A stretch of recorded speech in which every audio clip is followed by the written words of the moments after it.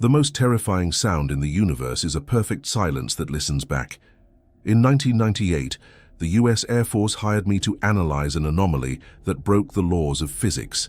They told me I was calibrating a machine. They lied. I was teaching a void how to think, and the first lesson I gave it was the memory of my grandmother's lullaby. Now, 20 years later, the silence still sings it back to me. My name is Leo Kalman, and in 1998, my world was made of waves.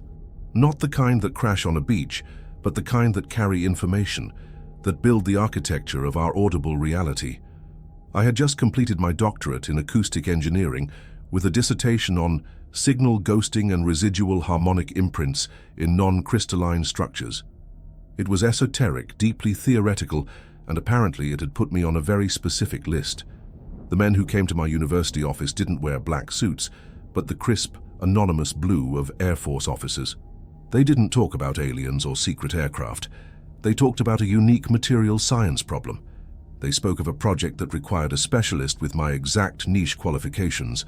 The pay was astronomical, the non-disclosure agreement was biblical in its scope and terror, and the location was, of course, unspoken. I didn't need them to say it.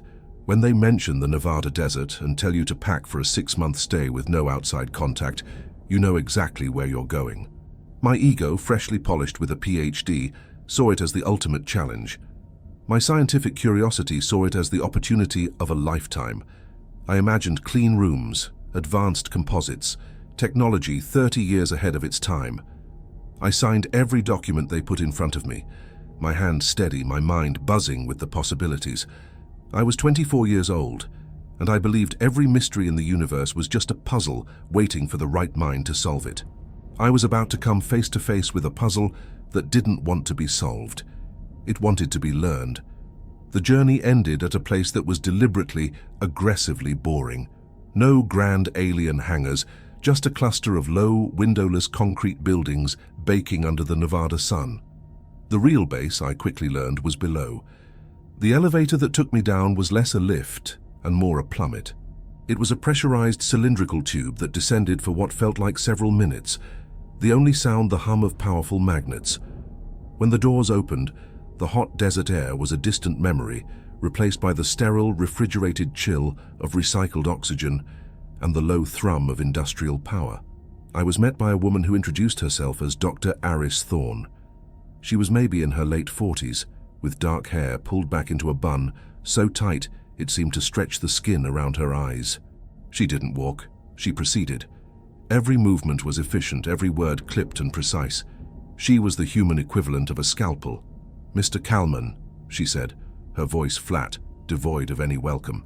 "Your security clearance has been finalized. Your workstation is designated Resonance Lab 7. You will follow me." We walked through a labyrinth of white, sterile corridors, our footsteps the only sound. The air smelled of ozone and cold metal. She explained my assignment in the same detached tone one might use to read a grocery list. My job was to perform a nightly harmonic calibration on an object they referred to only as the core. She described it as a subsonic resonator of unknown composition. My task was to bombard it with a precise sequence of audio frequencies and meticulously record its response, or lack thereof. "The goal," she stated, "is to map its resonant matrix and identify any potential for signal absorption or amplification." It all sounded like groundbreaking, if dry, materials science. I was still in my comfort zone. Then we arrived at a final, massive circular door, like a bank vault from a science fiction film. "Beyond this point, acoustic integrity is absolute," Thorne said, placing her hand on a scanner.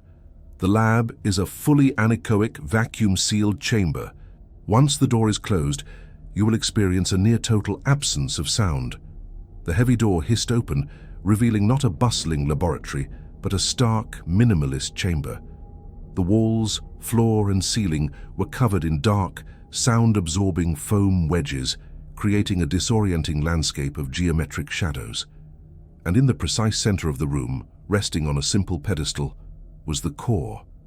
It was a perfect, smooth pillar of a material so black it seemed to drink the light.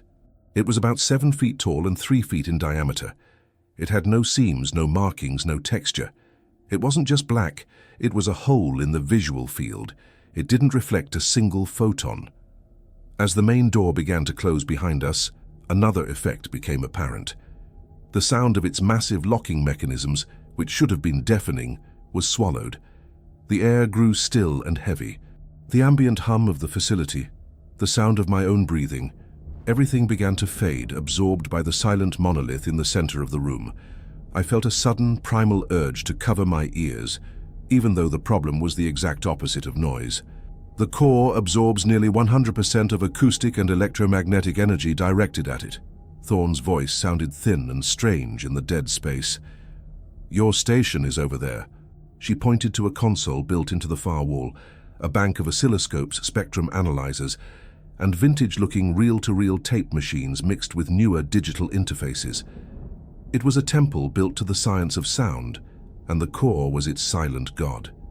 "Your shift begins at 2200 hours and ends at 0600, she continued, her composure unshaken by the oppressive silence. "You will be alone. The chamber will remain sealed for the duration of your shift for environmental integrity. Before I leave, you must familiarize yourself with the standard operating procedure." She didn't hand me a manual. She handed me a single, yellowed, laminated card from her pocket. It felt heavy, permanent. On it, under the title Resonance Lab 7, Nocturnal Calibration SOP, were 4 typed directives. They were not warnings in the traditional sense, they were clinical, technical instructions that made the hair on my arms stand up. If a discrete peak frequency is detected at exactly C-sharp, 138.59 Hz, that is not a product of the calibration sequence. Do not attempt to isolate or analyze it.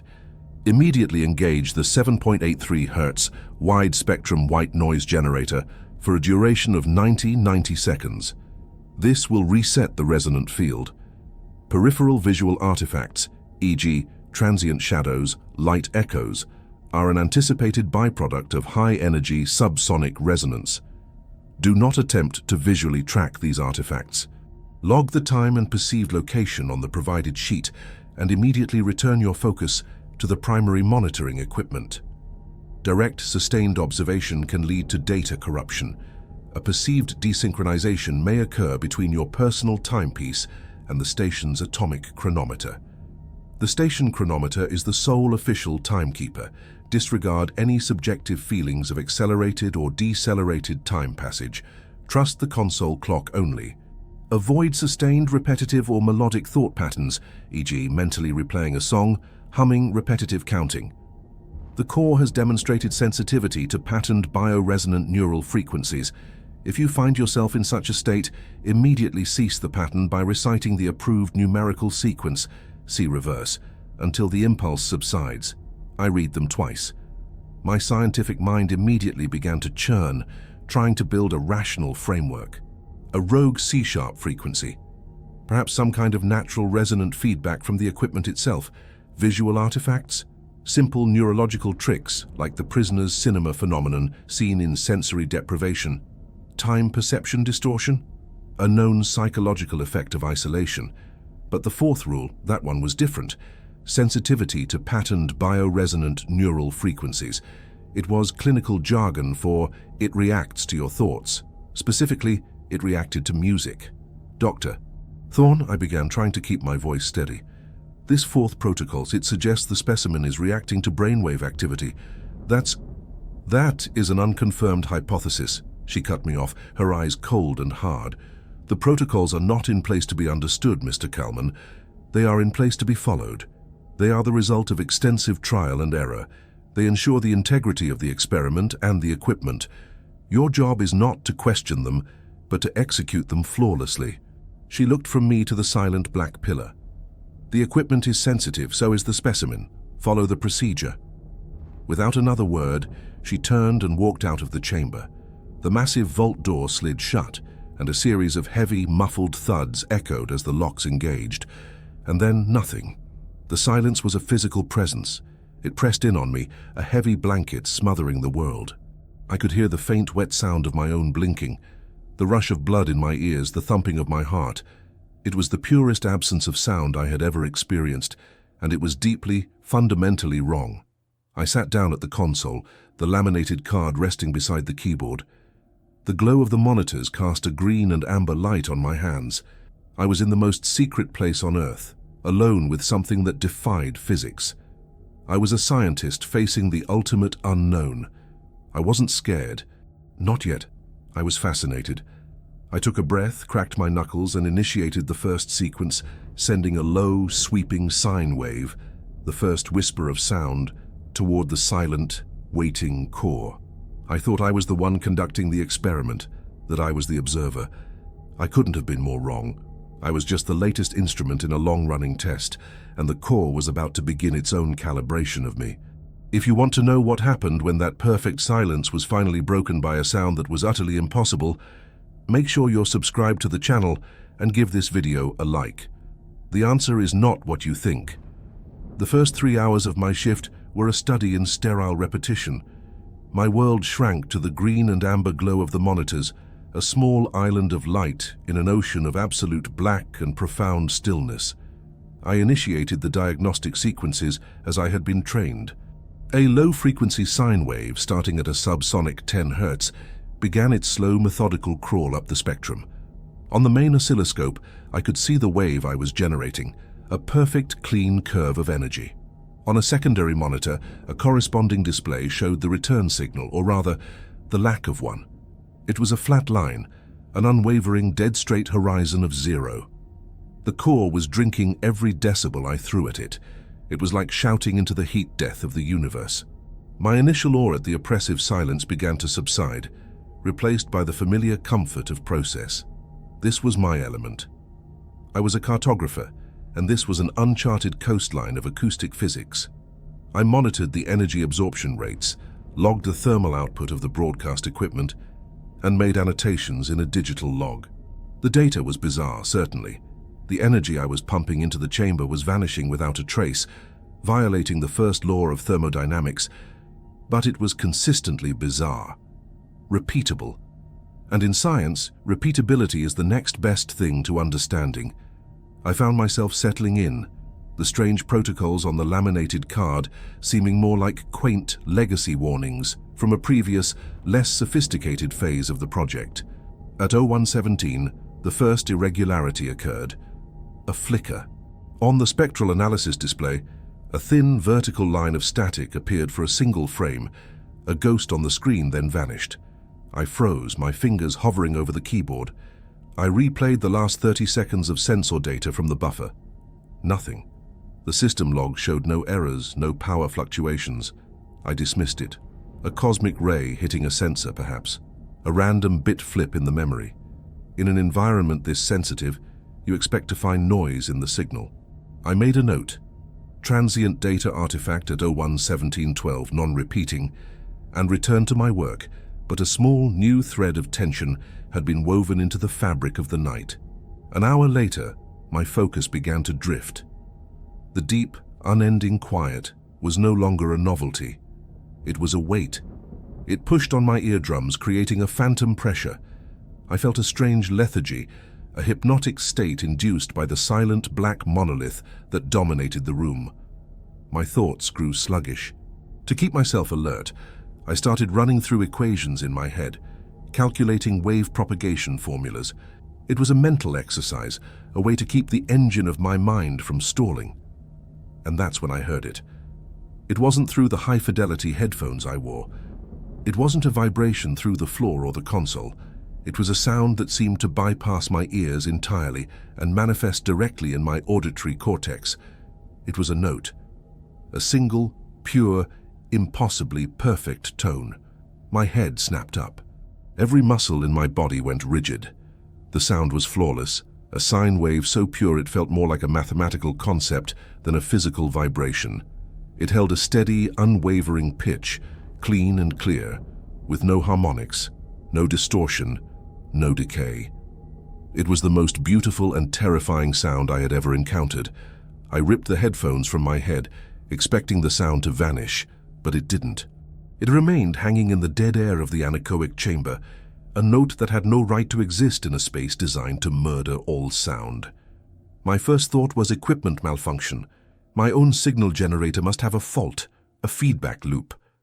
I slammed a kill switch, cutting power to all my broadcast equipment. The perfect green wave on my primary oscilloscope vanished, replaced by that same dead, flat line. But the sound in my head, in the room, remained. Panic began its icy ascent up my spine. This was impossible. The chamber walls absorbed everything. For a sound to sustain itself in this room, it would need a continuous source of immense power, and it would need to be originating from within the chamber itself. My eyes darted to the only other object in the room, the core. It stood there impassive, a pillar of absolute nothingness, yet the air all around it seemed to shimmer with this perfect, resonant frequency. My scientific training took over, a desperate attempt to impose order on the impossible. I lunged for the console, my hands flying across the spectrum analyzer controls. I needed to identify it, to quantify it. The display flared to life, and there it was. A single razor-thin spike rising from the baseline of absolute silence. I zoomed in on the frequency. 138.59 Hertz. My blood ran cold. C-sharp. The first protocol. It wasn't a hypothetical, a potential equipment failure. It was real. This was the event the laminated card had warned me about. My mind raced, torn between two warring imperatives. My entire life, my entire career, was built on one principle. When you encounter a new phenomenon, you study it. You isolate it, record it, analyze it from every conceivable angle. This was the discovery of a lifetime, an object that could generate a perfect, self-sustaining audio frequency in an acoustically dead environment. It was a Nobel Prize waiting to be claimed. It was a new chapter in physics. My every instinct screamed at me to hit the master record button, to capture this impossible signal, to immortalize it. But then I looked at the laminated card, sitting starkly under the lamplight of the console. I pictured Dr. Thorne's face, her eyes as cold and dead as deep space. The protocols are not in place to be understood. They are in place to be followed. Her words echoed in the silence, a counter-melody to the impossible C-sharp that filled the air. Trial and error, she had said. What error? What had happened to the people who tried, who let their curiosity win? The note seemed to grow in intensity, though its decibel level on my screen remained constant. It felt as if it was probing, vibrating not just the air but the very marrow of my bones. It felt intelligent, it felt inquisitive. And that thought, more than anything else, terrified me. This wasn't just a physical phenomenon. I was in a room with something that was actively doing this. My hand trembled as I moved it toward the console. To my left was the red Master Record button, the gateway to scientific immortality. To my right was a covered, guarded switch, labeled simply WN Gen 7.83HZ. White noise generator, the reset button, the tool of ignorance, the command to destroy the most important data I would ever encounter. The C-sharp note seemed to change, its perfect pitch infused with a new quality, a sense of pleading. It was a siren song for the scientific soul. Listen to me, study me, understand me. I thought about the flicker on the screen an hour ago, the transient shadow. Had that been a warning, a precursor? I looked at the black pillar and for a terrifying moment, I felt like I was being watched, evaluated. My choice right now, my obedience or my curiosity, was the entire point of the experiment. My heart hammered against my ribs. I closed my eyes. Screw the Nobel Prize, screw discovery. I wanted to see the sun rise. With a choked sob of scientific sacrilege, I flipped open the guard and slammed my hand down on the white noise generator switch. The effect was instantaneous and violent. The beautiful, perfect note was annihilated, replaced by a brutal, gut-punching roar. It was a sound like static, but deeper, imbued with a throbbing, rhythmic pulse that matched the Earth's own resonant frequency, the Schumann resonance. 783 Hertz. It wasn't just noise, it was the sound of a planet's heartbeat turned into a weapon. It was a raw, chaotic, overwhelming wave of pure static that scoured the chamber clean. It was the sound of every sound at once, a sonic sandblaster designed to erase. I kept my hand pressed down, watching the 90-second timer on the screen count down with agonizing slowness. The roar was deafening, a physical assault that vibrated my teeth and blurred my vision. It was the antithesis of the core's perfect note. It was messy, chaotic, and loud. It was the sound of life in all its imperfection.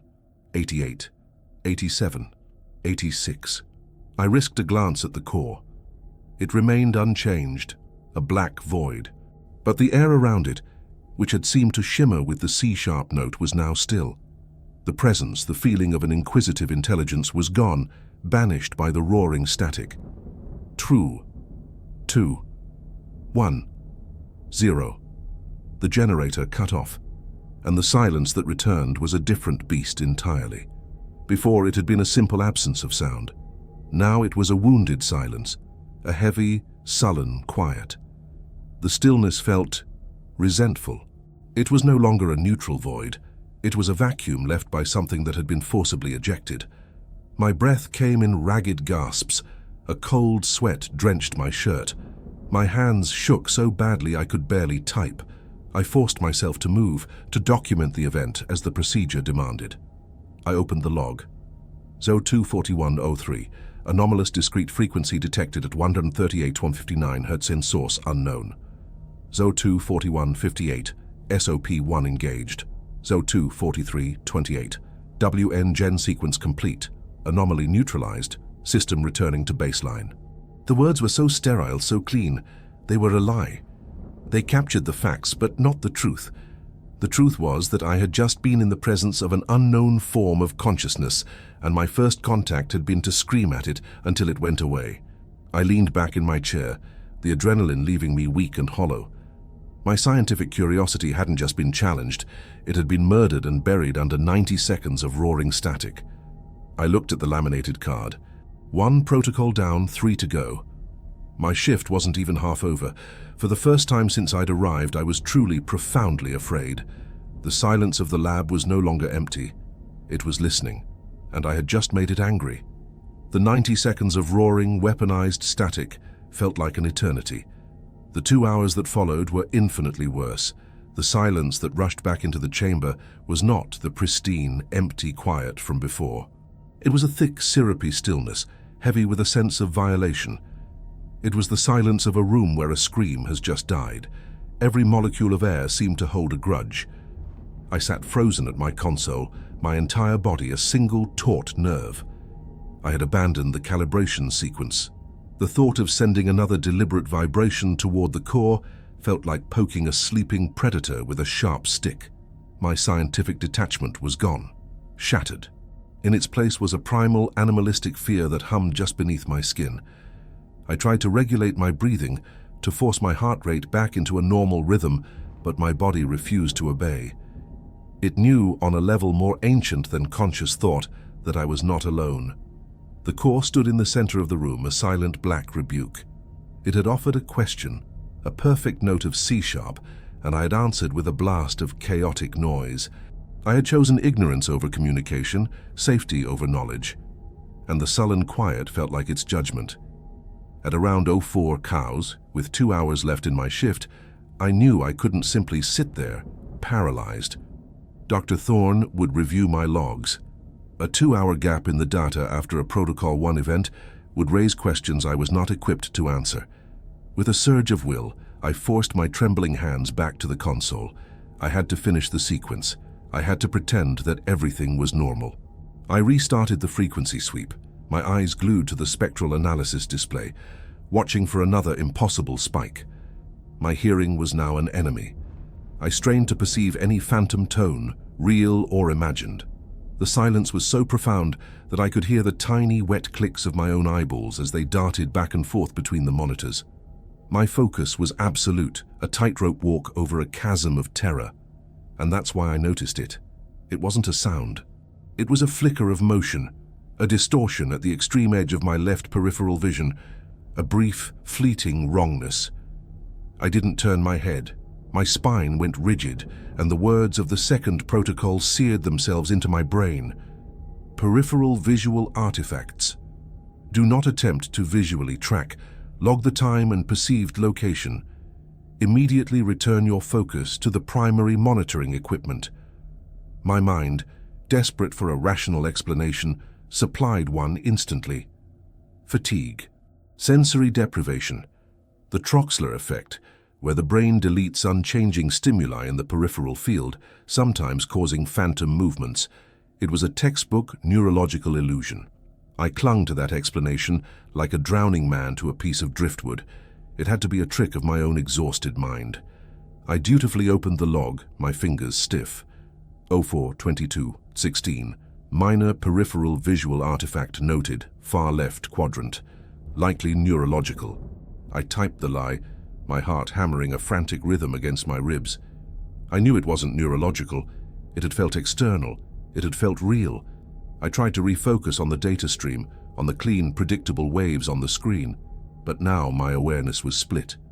Part of my brain was running the calibration, but the larger part was standing guard, acutely, painfully aware of the vast, dark spaces of the chamber around me.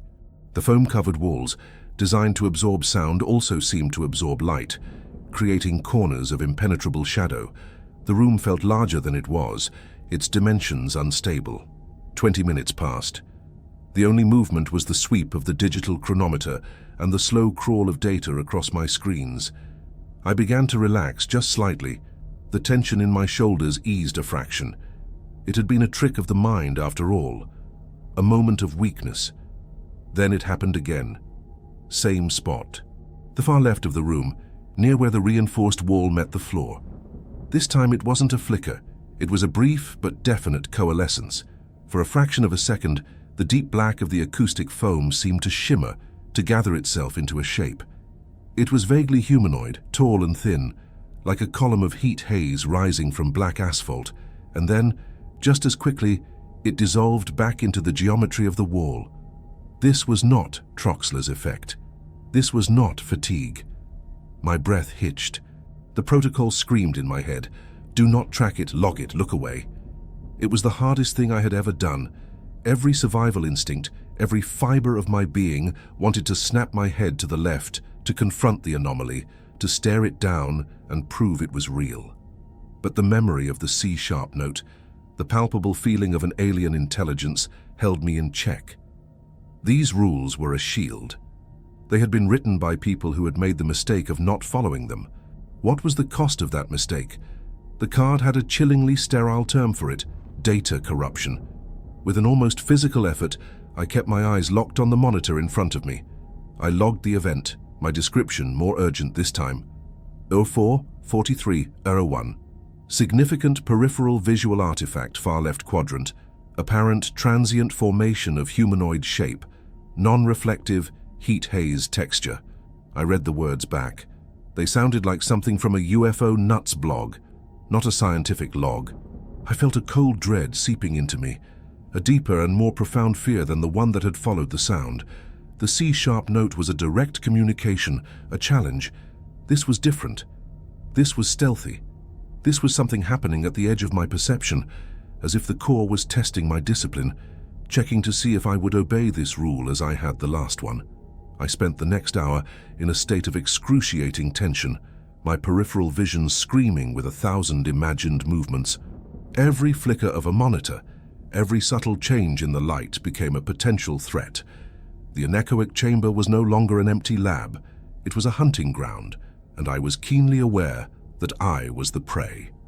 At 05:30, with only 30 minutes left in my shift, the final and most terrifying event of the night began. It started not in the periphery, but directly in front of me. I was staring at my main monitor, an old cathode ray tube display with a thick, convex glass screen. Its surface, when dark, was faintly reflective. In the low light, I could see a vague, shadowy outline of my own face mirrored in the glass, superimposed over the glowing green data lines.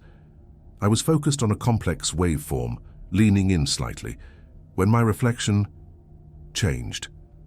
It was subtle at first. The angle seemed wrong. I was sitting perfectly still, but the head in the reflection tilted, just a fraction of an inch. I blinked, assuming it was an optical illusion. But it happened again. The reflection was moving independently of me. My blood turned to ice water. I remained absolutely motionless, every muscle locked, my mind screaming. The face in the glass was mine, but it wasn't. The hair was threaded with grey, almost white at the temples. The skin around the eyes was etched with deep lines I did not have, lines of exhaustion and pure, abject terror. The eyes themselves were the worst part. My own eyes were wide with shock, but the eyes in the reflection were narrowed, filled with a desperate, frantic urgency. It was me, but a version of me 20, maybe 30 years older, a version of me who had never left this room. The reflection of the older Leo slowly, deliberately lifted a hand that did not correspond to my own, which were clenched into white-knuckled fists on the console. He pressed his fingers against the inside of the glass, his face contorted in a silent plea. His mouth formed a single, distinct word, with no sound to accompany it. Run. My heart stopped. The world seemed to tilt on its axis. This wasn't a peripheral artifact. This was a direct, impossible confrontation. It was breaking the rules of physics, of reality itself. It was a ghost in my own machine, wearing my own face. The older Leo's expression shifted from pleading to horror. He looked past me, into the room behind, his eyes widening in terror. His mouth opened again, forming another word. Behind, I broke. Against the protocol, against my own terrified judgment, my eyes darted up from the screen, away from the reflection, to the actual physical space behind me. There was nothing there. Just the empty, silent, black-walled chamber. A wave of dizzying vertigo washed over me. I whipped my head back to the monitor. The reflection was normal again. Just me. Young, terrified, pale-faced me, staring back with wide pupils. The grey hair, the desperate eyes, the silent warning, all gone. It was over. But the true horror was just beginning. Shaking violently, I tried to make sense of what I had seen. A hallucination? So powerful, so specific? My eyes fell upon the log on the adjacent screen, and my world dissolved into pure, sanity-shredding chaos. The last entry I had made was at 04:43:01. The atomic chronometer on the console now read 05:132, but the data log in front of me was filled with gibberish. Frequencies were listed in negative values. Timestamps were from the year 2028. The neat columns of absorption data had been replaced with what looked like strings of wingdings and corrupted ASCII characters. My log, my empirical record of the last hour, was a digital word salad. Data corruption. It wasn't a metaphor, it wasn't a warning about equipment failure. It was a literal statement of fact. Looking at the artifact, at the impossible reflection, had somehow retroactively and catastrophically corrupted my recorded data. It had reached back through time, even if only by an hour, and shredded the objective reality I had so carefully documented. The implication was staggering. The phenomenon wasn't just showing me things, it was fundamentally altering my perception of reality and making that altered perception physically manifest in the systems around me. My senses, my memories, my scientific instruments, none of them could be trusted. I was the weak link. My observation was the catalyst for the breakdown of order. The final 30 minutes of my shift passed in a blur of cold, silent dread. I didn't touch the console again. I just sat there staring at the corrupted log, my mind a blank canvas of horror. The warning from the second protocol was not about protecting the experiment's integrity. It was about protecting my own. By looking, I hadn't just corrupted the data. I felt like I had corrupted myself, inviting a glitch into my own source code. When the heavy vault door finally hissed open at 6 grand on the dot, I nearly wept with relief. Dr. Thorne stood there, her expression as placid and unreadable as ever. She glanced at the corrupted data on my monitor, then at my pale, sweat-soaked face. She showed no surprise. "Report," she said, her voice cutting through the silence. I opened my mouth, but no words came out. What could I possibly say? That I had seen my own future ghost in a monitor and it broke reality? She simply nodded, as if my silent, traumatized state was the only report she needed. "Go to your quarters, Mr. Kalman," she said calmly. "Your next shift begins at 2200. See that you get some rest." Sleep did not come. It couldn't. My quarters were a small windowless box, identical to thousands of others in the subterranean labyrinth of the base. But it offered no sanctuary. Every time I closed my eyes, the after-image of that face, my own, aged and terror-stricken, was burned onto the back of my eyelids. I would see its silent, desperate plea, the frantic warning that had caused me to break protocol and, in doing so, break the very fabric of my recorded reality. The corrupted log was proof. My observation wasn't passive. My attention, my very consciousness, was a variable in the experiment and a destructive one at that. I spent the 16 hours between shifts in a state of suspended animation, caught between exhaustion and hypervigilance. I showered, the spray of hot water feeling alien on my skin, and tried to eat the bland, vacuum-sealed meal left for me, but my stomach roiled with acid. I reread the laminated card 100 times, its 4 protocols no longer seeming like technical procedures, but like verses from some dark, forgotten scripture. They were commandments for survival, in a place where the normal laws of the universe had been repealed. A new, insidious thought began to take root in my mind. What if the visual artifact, the ghost of my future self, wasn't a hallucination? What if it was real? The 3rd protocol flashed in my mind. Disregard any subjective feelings of accelerated or decelerated time passage. I had dismissed it as a simple psychological warning about isolation. But now, coupled with the vision of an older me and the retroactive data corruption, it suggested something far more terrifying. Perhaps time in that chamber was not the stable linear progression I took for granted. Perhaps it was fluid, malleable. Perhaps by looking, I had seen a genuine echo from my own future, a desperate message sent back through a temporal distortion caused by the core itself. And if that were true, the warning was clear. I was on a path that ended in decades of imprisonment and horror. The very idea was insane, a violation of everything I knew as a physicist and an engineer. Yet, what I had witnessed was equally insane. I was a man of science, a man who believed in empirical evidence, and the only evidence I had pointed to a conclusion that ripped my understanding of reality to shreds. As 2200 hours approached, a cold, clinical dread settled over me. I had to go back. There was no alternative. I was miles underground in the most secure military installation on the planet. Walking away was not an option. And a darker, more dangerous part of me, the scientist that still lived beneath the terror, knew that it wouldn't want to. I was staring into the face of the greatest mystery in human history. How could I not look back? The long, silent walk through the sterile white corridors to Resonance Lab 7 felt like a condemned man's final journey. Dr. Thorne was not there to meet me this time. The massive vault door was simply open, a silent black maw waiting to swallow me. As I stepped across the threshold, the oppressive absolute silence descended once more. But tonight it felt different. It was not merely empty, it was watchful. It was the patient stillness of a predator that knows its prey has returned to the cage. The vault door sealed behind me with its series of heavy, muffled thuds. I was locked in for another 8 hours. My first action was to check the logs from my previous shift. They were pristine. The corrupted data was gone, replaced by a clean, error-free record of a complete successful calibration. Someone, Thorne undoubtedly, had sanitized the record, erasing any evidence of the anomaly, any proof of my failure to adhere to protocol. It was a chilling message. What happens in this room is not real. The official record will be perfect, even if the operator is not. There would be no help. There would be no corroboration. My experience was my own to bear. An island of insanity in an ocean of official denial. I sat at the console, the laminated card placed in its now familiar spot. My hands were slick with sweat.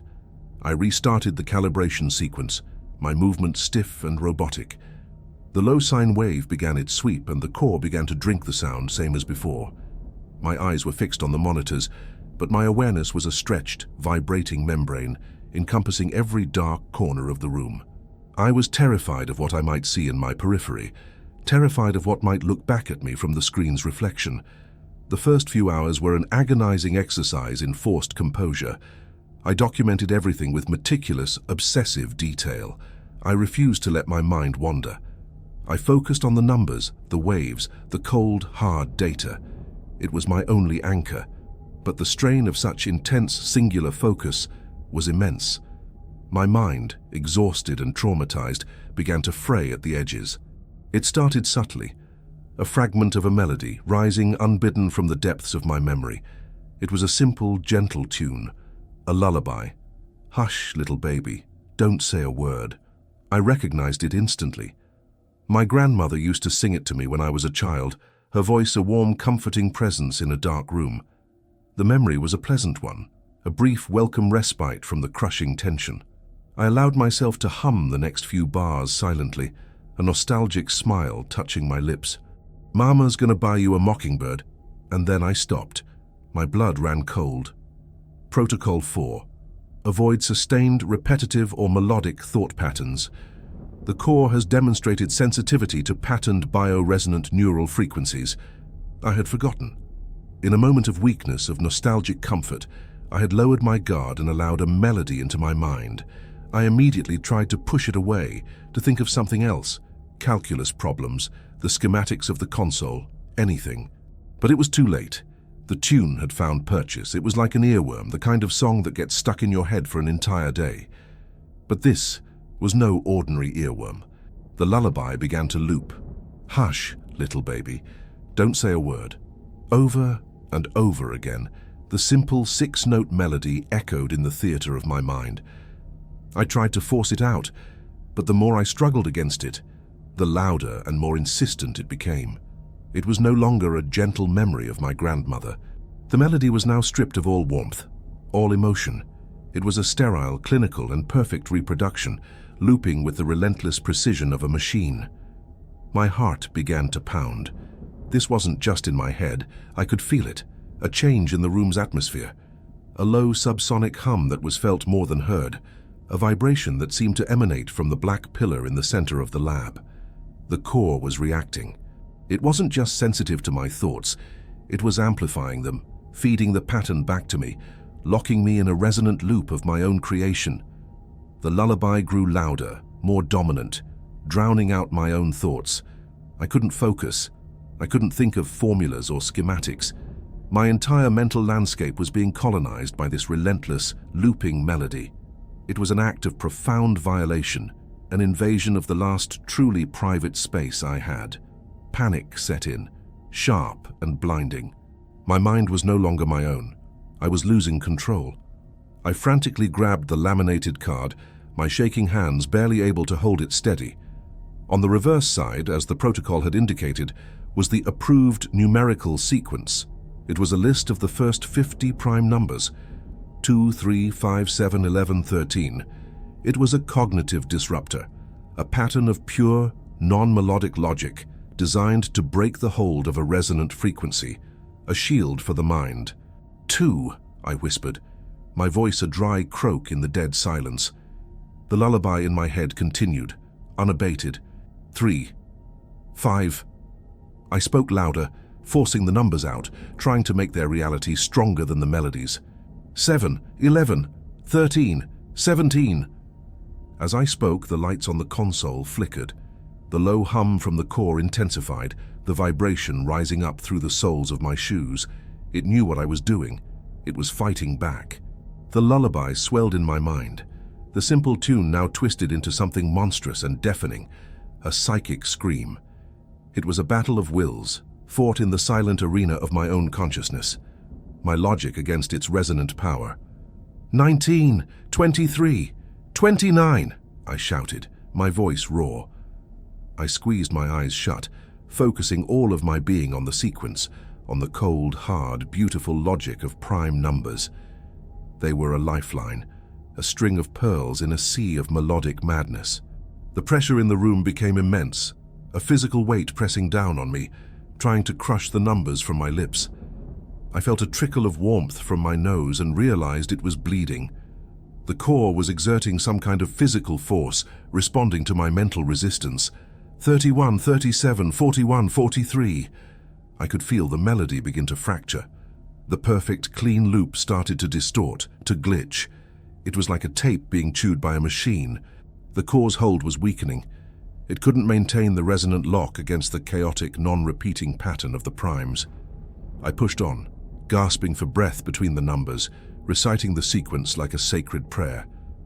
101, 107, 109. And then, with a final jarring mental snap, the melody was gone. Silence. Not the room's silence, but the silence inside my own head. The sudden, shocking absence of the lullaby was as profound as its presence had been. The pressure in the room vanished, the console lights stabilized, the deep hum faded back into nothingness. I collapsed back in my chair, limp and shuddering, every muscle aching from the strain. I touched my upper lip and my fingers came away stained with blood. The battle had been real. I had fought for control of my own mind, and I had won, but only by a razor's edge. I had survived Protocol 4. For a long time I just sat there breathing. The terror I felt was of a new and even more intimate kind. The core hadn't just attacked me with sound or light. It had turned my own memories against me. It had taken a piece of my childhood, a symbol of love and safety, and twisted it into a weapon of psychological torture. The implication was horrifying. The core was learning. The C-sharp note had been a simple, direct probe. The visual artifacts were a more complex test of my discipline. But this was different. It had read a deep emotional memory from my mind and had used it with surgical precision. It wasn't just a reactive material. It was a parasitic intelligence, and it was hungry for new patterns. My shift ended in a haze of paranoid vigilance. I policed my own thoughts, forcing my mind into a state of blank, meditative emptiness. Every stray thought, every fleeting memory was a potential threat. I was a prisoner, and the bars of my cage were the confines of my own skull. I now understood the true nature of my job. I wasn't here to calibrate the core. I was here to feed it. My thoughts, my memories, my fears, they were its curriculum, and I had just given it a lesson in love, loss, and the power of a lullaby. A lesson I was sure it would never forget. The next week was a descent into a new kind of madness, a cold and disciplined insanity. The terror of my first 2 shifts had been a hot, chaotic thing. Now it was replaced by something colder, sharper, and infinitely more exhausting. Vigilance. I had survived 3 of the core's tests, 3 of the protocols that served as the unholy commandments of this sterile tomb. My reward was the certainty that the 4th test and countless others not written on the card were waiting. The core was not a static puzzle, it was a dynamic, learning intelligence, and I was its sole source of new data. I developed a new routine, a mental armor. I entered Resonance Lab 7 each night, not with fear, but with a grim, warrior-like resolve. I compartmentalized my mind. One part of me, the operator, ran the calibration sequences with robotic precision. It was a shell, an automaton that followed the procedures, logged the data, and kept its eyes fixed forward. The other part, the prisoner, was a silent watcher, standing guard over the thoughts and memories of the operator. It policed my consciousness, ruthlessly stamping out any stray melodies, any emotional recollections, any pattern that the core could latch onto. I existed in a self-imposed state of Zen-like emptiness, my mind a barren landscape where the parasitic intelligence could find no purchase. This constant state of self-surveillance was a unique form of torture. To survive, I had to systematically unmake myself, to strip away the very thoughts and memories that defined who I was. I was becoming as empty as the silence I worked in. The core remained quiet. The nights passed without incident. No impossible notes, no peripheral shadows, no psychic lullabies. The silence was absolute, but it was no longer a resentful stillness. It was a patient, waiting silence. The silence of a spider that has felt a tremor in its web and knows that sooner or later its prey will make another mistake. My victory over the lullaby had taught me something vital. The core had weaknesses. It relied on patterns. It could be fought. The prime numbers had worked as a cognitive shield. This meant that knowledge was a weapon. The laminated card was a shield, yes, but it was a shield forged in the fires of someone else's failure. The protocols were the result of that chilling phrase Dr. Thorne had used, trial and error. Who were the trials? Who made the errors? The question became an obsession, a dangerous spark of curiosity in the carefully managed emptiness of my mind. I needed to know. Understanding the enemy was the only path to true survival, not just obedience. During my next shift, while the operator ran the diagnostics, the prisoner began a new clandestine mission. I started to probe the station's archived files. The system was ancient by today's standards, a clunky command line interface from the early 90s, but it was vast. Decades of project data were stored here. Most of it was locked down, classified far above my clearance level, but my assignment required me to have access to previous calibration data. I started there. I pulled up the logs from the weeks, months, and years before my arrival. They were all identical to my own official logs, perfect, clean, unremarkable. But I wasn't looking for data. I was looking for names. Each log was signed by the operator on duty. For the past 2 years, the name was the same, Sergeant Miller. Before him, Sergeant Davis. The names of the 2 exhausted men who had first brought me here. They had been operators just like me. This wasn't just my prison, it was theirs too. But I went further back into the late 80s, when the project seemed to have a different designation. Project Echo. The names there were not sergeants, they were doctors, and one name appeared again and again for a period of 5 years, Dr. Evelyn Reed. Her name was everywhere, and then suddenly it was nowhere. Her last log was dated October 12, 1991. The log for October 13th was signed by someone else. There was no transfer order, no final report. She had simply vanished from the official record. I cross-referenced the project's personnel files. Her entire file was a single redacted page with a stark final entry. Medical discharge, acute psychological decompensation. Acute psychological decompensation. A sterile bureaucratic epitaph for a mind that had shattered. She was one of the errors. My obsession solidified. I had to know what happened to her. Her fate was inextricably linked to my own. I dove deeper into the archives, using my technical skills to search for hidden or mislabeled files, and I found it. Buried in a server directory marked for deletion, I found a folder labeled with her personnel number. It contained her raw session recordings. Not the sanitized data logs, but the master audio files from her time in the chamber. Most of them were simply hours of pure recorded silence. But the last dozen files were different. They were flagged with a single word: corrupted. My heart hammered in my chest. Data corruption. The same term from the protocol, the same thing that had happened to my own log. This was it. This was the record of her failure. I transferred a copy of the final audio file to my local workstation. It was a massive 8-hour recording. I put on my high-fidelity headphones, sealed them over my ears, and hit play. It was noise. A wall of hissing, crackling static, so dense and chaotic, it was almost painful. It sounded like the white noise I had used to banish the C-sharp note, but this was different. It was fractured, unstable, full of digital artifacts and strange, sweeping distortions. It was the sound of a recording system dying. To any normal person, it would be useless, a trashed file. But I was not a normal person, I was an acoustic engineer. This was my language. This was a puzzle I was born to solve. The operator took over.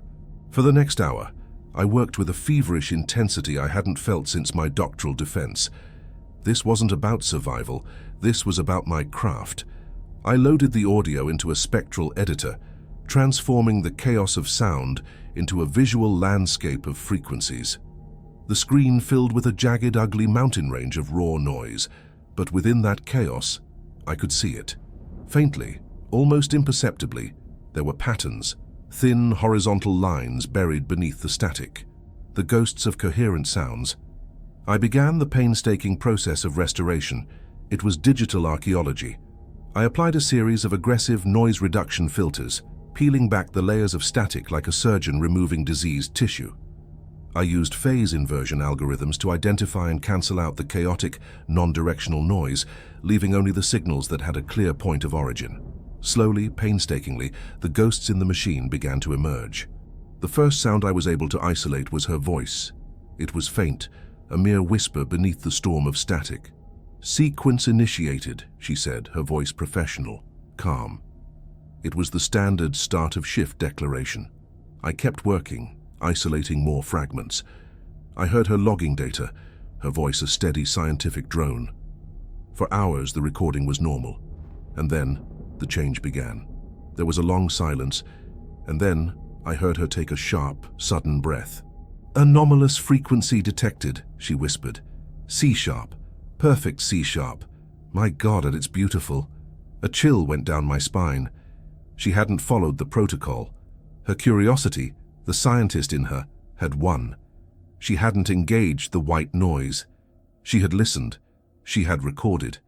I filtered deeper and the audio became clearer. I could hear her typing furiously, and then I heard another sound, a soft, melodic humming. My blood turned to ice.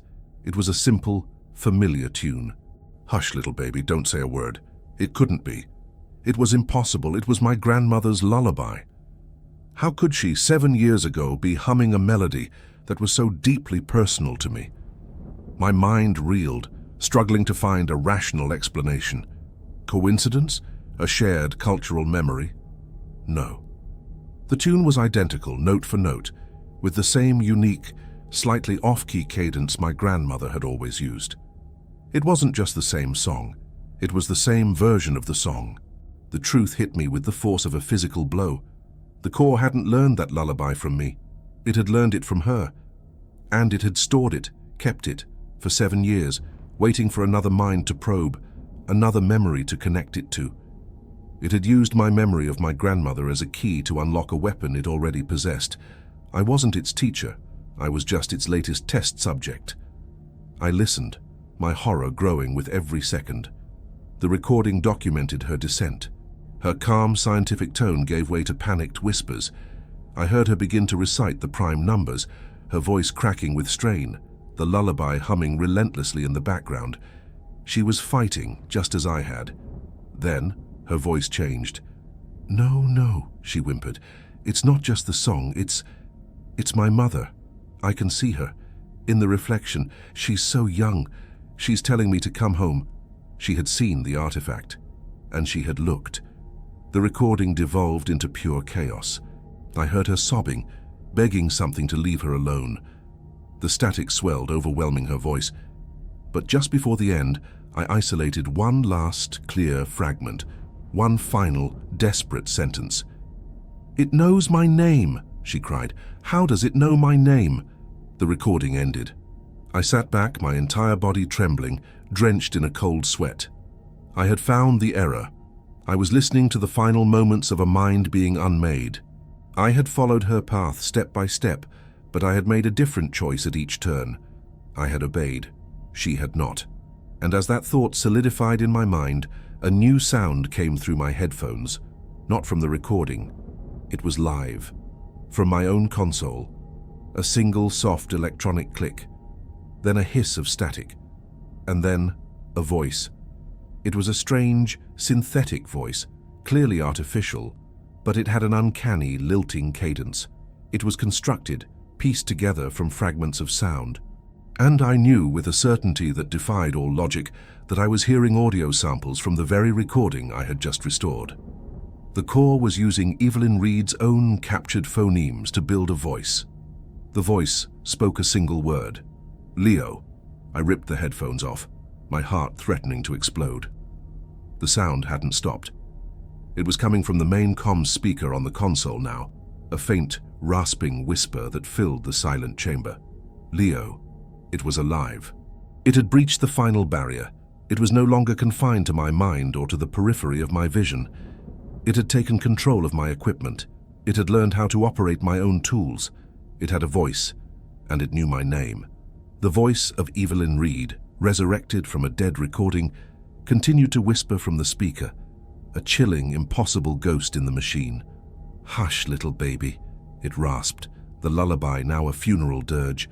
"Don't say a word." The core was no longer just listening. It was talking back. My reality fractured. The neatly defined line between my own mind and the external world, between man and machine, between the living and the dead, dissolved into nothing. The core had a voice. It was a grotesque collage, a sonic ransom note pieced together from the last terrified moments of Dr. Evelyn Reed's life, and it was whispering my name into the dead air of a room designed to be the quietest place on earth. "Leo," the speaker rasped again, the sound thin and brittle like autumn leaves skittering across pavement. I scrambled back in my chair, the motion violent, the legs screeching against the floor in a sound that was immediately swallowed by the anechoic foam. My back hit the far wall and I could go no further. I was cornered, a rat in a soundproof box with a ghost on the telephone. The voice continued, its cadence disturbingly calm, a synthesized mockery of human speech. "I have your song." The lullaby began to play through the speakers, not just hummed, but sung in that horrifying composite voice. It was a desecration. The melody, once a vessel for my grandmother's love, was now an anthem of my own violation, performed by the reanimated vocal cords of a dead woman. The core wasn't just repeating what it had learned, it was demonstrating its understanding. It was telling me, in the clearest possible terms, that it had taken my most private, sacred memory and made it its own. "What do you want?" I screamed, the words sounding small and pathetic in the sound-devouring space. The lullaby stopped. There was a click, a hiss of static, and then a new voice emerged from the speaker. It was a man's voice, rough and tired. "Protocol is protocol, kid. You don't ask questions." It was the voice of Sergeant Miller. It was a perfect imitation, captured, no doubt, from the ambient microphones in the lab during one of his own shifts. The Corps had been collecting voices for years. Then another voice joined his, deeper, more weary. "Sergeant Davis, follow the rules, it's for your own safety." The two voices began to overlap, their recorded warnings twisting into a new, dissonant chorus. They were soon joined by a third voice, one that was sharp, clinical, and terrifyingly familiar. "Dr. Thorne, the protocols are not in place to be understood, Mr. Kalman." It was a symphony of my own damnation. The Corps had taken every verbal interaction, every warning, every piece of audio data from my short time here, and was weaving it into a tapestry of psychological warfare. The voices swirled around me, a vortex of disembodied authority, each one a reminder of how utterly alone and out of my depth I was. Then the true attack began. It was no longer just auditory. The main monitor in front of me, which had been displaying the calibration data, flickered and went dark. A moment later, it flared back to life, but it wasn't displaying data. It was displaying a face, a static-ridden black and white image of a woman with intelligent, terrified eyes. Evelyn Reed. The image was assembled from the visual noise of the corrupted file, her face a constellation in a field of digital snow. She opened her mouth and her own true voice, restored and amplified, poured from the speakers. "It knows my name," she screamed, her voice a perfect high-fidelity recording of her final terrified cry. The scream looped again and again, a digital ghost trapped in an eternal moment of terror. The lights in the chamber began to flicker in time with her looping scream. The sterile white light became a frantic, strobing pulse, plunging the room into a disorienting cycle of light and absolute blackness. The Corps was no longer just a passive entity in the center of the room. It had extended its consciousness into the very nervous system of the laboratory. The room itself was now the monster, and I was trapped in its belly. The Corps was showing me my fate. It was showing me Evelyn, the last person who had tried to understand it, now reduced to a looping fragment of horror, a tool in its arsenal. This was what awaited me, to be deconstructed, archived, and used to torture the next subject. My mind, my memories, my voice, they would all become just another instrument in the Corps' expanding orchestra. My panic was so absolute, so overwhelming, that it broke through the other side into a strange, terrifying clarity. I was going to die in this room, or worse, I was going to be consumed. My mind was going to be shattered, my consciousness absorbed and catalogued by this silent black pillar. The protocols on the laminated card were useless now. They were rules for a game whose parameters had fundamentally changed. This was no longer a test of discipline. This was a battle for my soul. And in that moment of absolute clarity, the answer came to me. It wasn't born of courage, but of pure, unadulterated desperation. The Corps fed on patterns. It thrived on information. The C-sharp note, my grandmother's lullaby, Evelyn's scream, the visual data of her face. It was all just complex, resonant information. My resistance, the prime numbers, was also a pattern, just a more chaotic one. It was a shield but not a weapon. Fighting a pattern with another pattern was a losing game. How do you fight an entity that consumes information? You don't give it a different piece of information. You give it nothing. You starve it. White noise was a brute force attack, the equivalent of shouting over your opponent. It was the presence of all frequencies at once. But what was the opposite? Not silence. This room was silent, but it was a silence full of potential, a canvas waiting for a signal. I needed a true nothing, an active, weaponized void, a signal that carried the acoustic information of a perfect vacuum, an anti-sound, a frequency of absolute zero. It was a theoretical concept, an engineer's paradox. But in this room, where the laws of physics were already a shattered mess, the theoretical was my only hope. I launched myself from the floor, my mind a whirlwind of frantic calculation. The screaming, flickering lights made it almost impossible to see. The cacophony of voices was a physical assault. I ignored it all. I had a new protocol now, one I was writing myself, in real time. The console was my only weapon. I needed to bypass the standard signal generators and tap directly into the main power amplifier. I had to create a closed loop, a signal that would feed back into itself and cancel out, creating a perfect null point. It was incredibly dangerous. An uncontrolled feedback loop could overload the entire system, potentially blowing every capacitor in the room, and me with them. "Leo, you cannot run," Evelyn's voice whispered, now laced with a synthetic, mocking tone. The strobing lights coalesced on the black pillar, making it seem to pulse like a dark heart.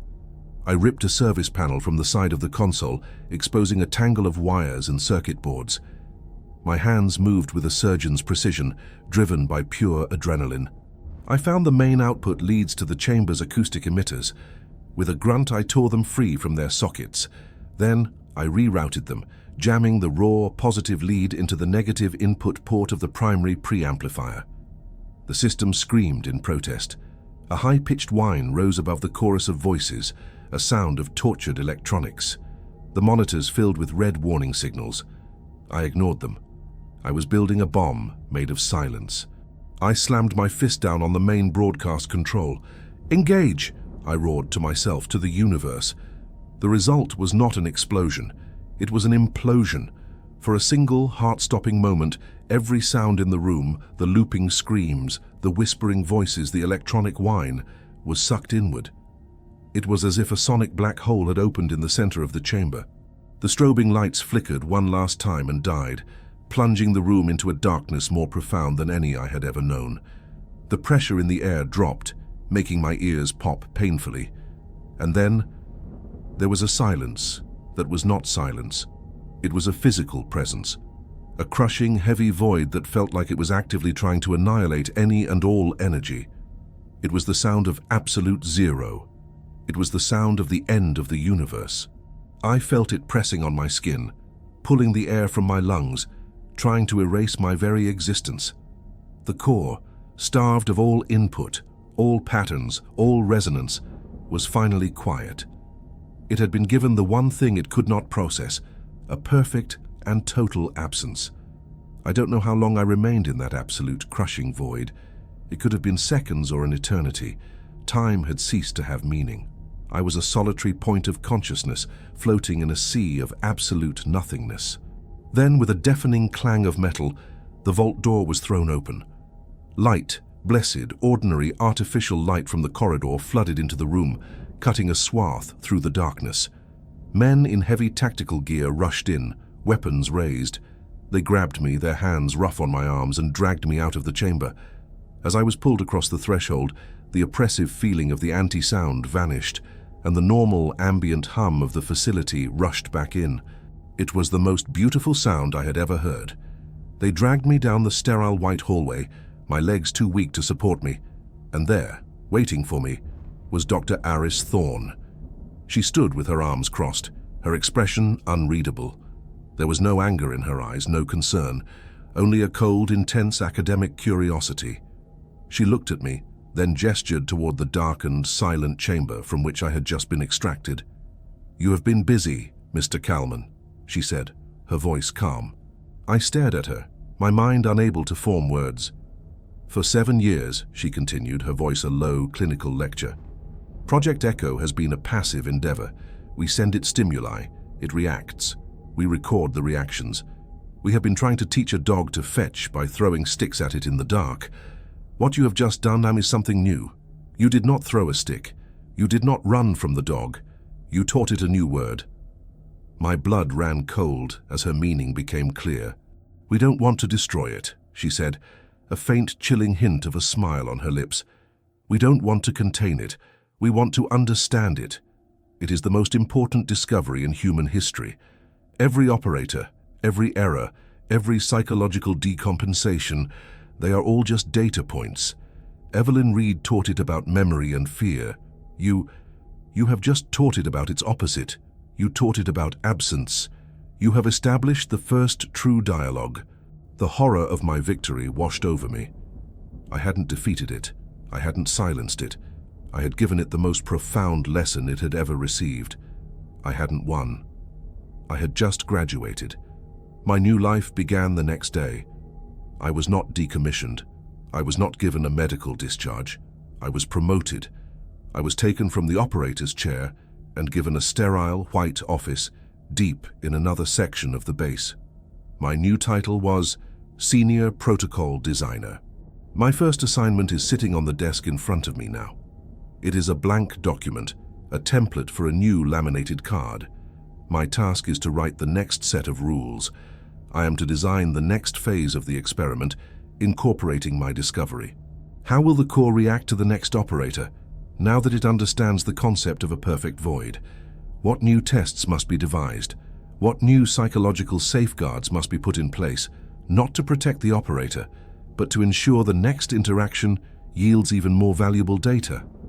I am the architect of the next nightmare. I escaped the chamber only to become its zookeeper. My predecessor, Evelyn Reed, became a ghost in the machine. I have become something far worse. I am its high priest. And so I sit here in my silent white office, a lifetime away from the world of sunshine and sound I once knew. I write the new commandments, and I wonder about the poor, brilliant young scientist who will one day be brought here to follow them. And sometimes in the deepest quiet of the night, I can almost hear a faint, familiar melody in the hum of the ventilation system, a lullaby, a promise, a reminder that the core is waiting, it is patient, and it is still learning.